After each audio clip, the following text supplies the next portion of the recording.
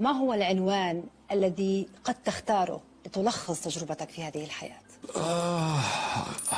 I don't know. I guess someone who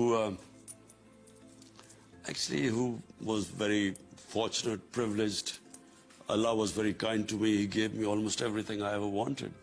So in return, I feel it's my duty to do my best for fellow human beings. And I try my best.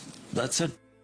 أنت قدوة لعدد كبير من الشباب في العالم العربي والإسلامي، وهذا الشباب بعضه محبط، البعض يعاني من البطالة، من شؤون معيشية صعبة في بلاده.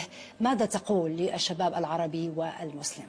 You see, we human beings are God's greatest creation, Ashraf al-Makhlukat.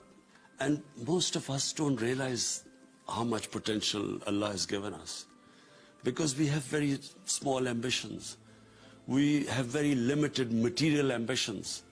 You know, designer clothes and fast cars and, you know. We are as big as we think, as big as our dreams are.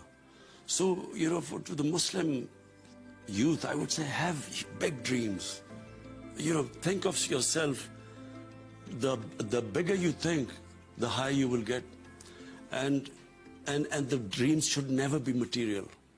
Because if anyone thinks that happiness lies in making a lot of money, they will never find happiness. Happiness lies when you serve other human beings. Happiness lies when your soul is happy and your soul is connected with Allah.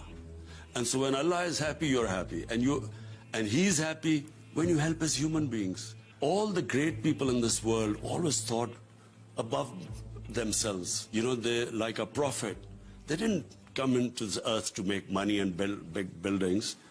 They came for other human beings, and that's why they are still loved.